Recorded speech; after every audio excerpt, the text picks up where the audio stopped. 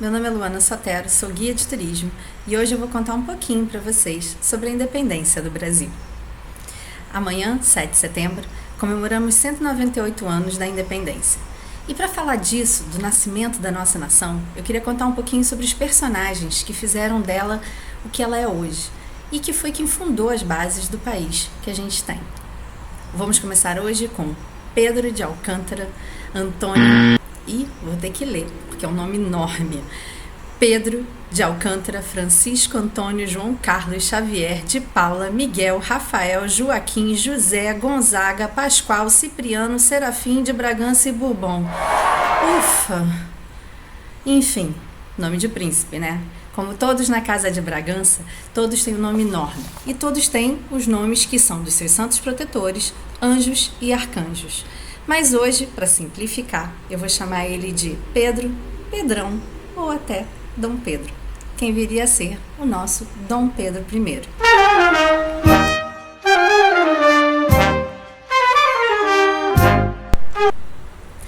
Pedro, nascido em 12 de outubro de 1798, era um libriano muito agitado. Ele andava sozinho pela mata, usava roupas simples, gostava de tomar banho na Praia do Flamengo e gostava também de andar muito a cavalo. Adorava velocidade. Chegou a cair mais de 30 vezes. Pedro era único. Ele tocava vários instrumentos entre flauta, piano, fagote, violino, violão, lundu, cravo. Era um musicista incrível. Tão incrível que foi ele mesmo que compôs o hino da independência. Infelizmente, Pedro também sofria de epilepsia, como muitos da Casa de Bragança. Dom Pedro foi casado 2 vezes. A primeira vez com Dona Leopoldina, arquiduquesa da Áustria, criada numa das cortes mais requintadas, chiques e finas da Europa. E ela veio para cá, casada já por procuração com Pedro. Quando chega aqui, esperava encontrar um príncipe romântico, abnegado. Não foi bem isso que aconteceu, não. Bom, no início tudo deu certo. Até porque era um casamento de Estado, tinha que dar certo. Mas, infelizmente, não durou muito.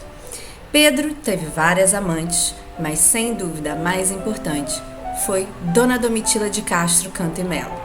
Poderíamos dizer, inclusive, que foi o grande amor de sua vida. Suas filhas, nessa relação, foram inclusive legitimadas como filhos do príncipe e receberam títulos de nobreza. Pedro, depois de algum tempo, chegou a casar também de novo com uma princesa bávara, Dona Amélia de Leuchtenberg, que viveu com ele até os últimos dias de sua vida.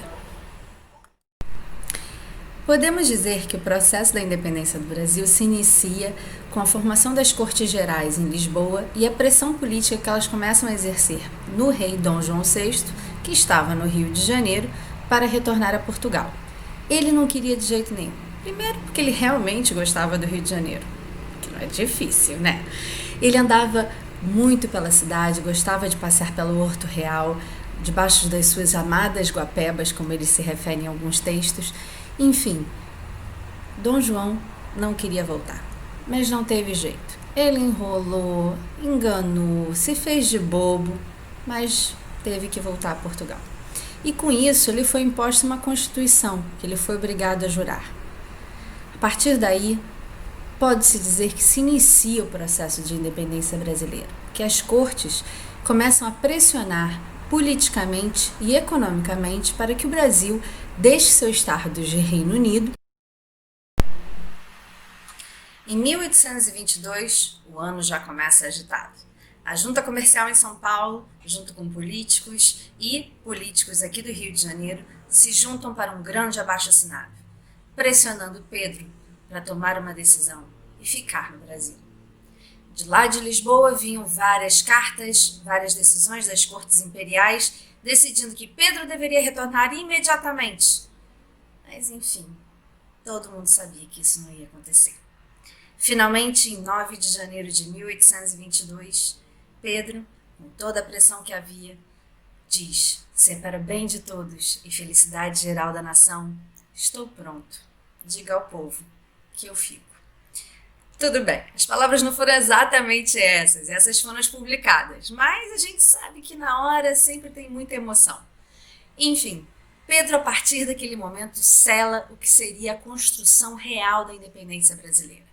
De um lado você tinha os portugueses, que queriam realmente tirar a independência do Brasil e colocar o Brasil ainda negociando diretamente com Portugal, e você tinha também os nativos da terra, os brasileiros que estavam felizes de estar aqui independentes, de poder negociar com nações amigas e poder comercializar livremente. Meses depois, numa mesma canetada, as cortes de portuguesas tomam uma decisão. É final. Pedro deve retornar imediatamente a Portugal. A partir daí, deve fazer uma viagem pelos países europeus para terminar sua formação.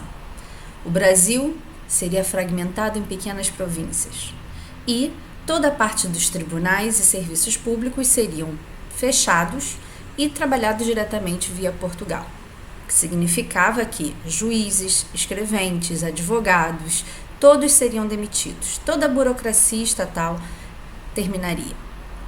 Isso era inaceitável. Eles tomam essa decisão à revelia dos delegados brasileiros que foram enviados às cortes e, com isso, exigem o retorno imediato de Pedro. Ao receber essas cartas, Pedro estava voltando de Santos a caminho de São Paulo. Ele já tinha mais de um dia, estava sofrendo de terríveis diarreias, ou como se dizia na época, quebrando o corpo. E, ao receber essas cartas, que não só davam ordens ao príncipe, mas também chamavam-o de rapazinho, brasileirinho, ele ficou possesso. Isso era inadmissível. Era inadmissível tomarem essas decisões sem perguntar a ele a opinião e, mais do que tudo, chamando ele de rapazinho. Com quem eles pensam que estão falando?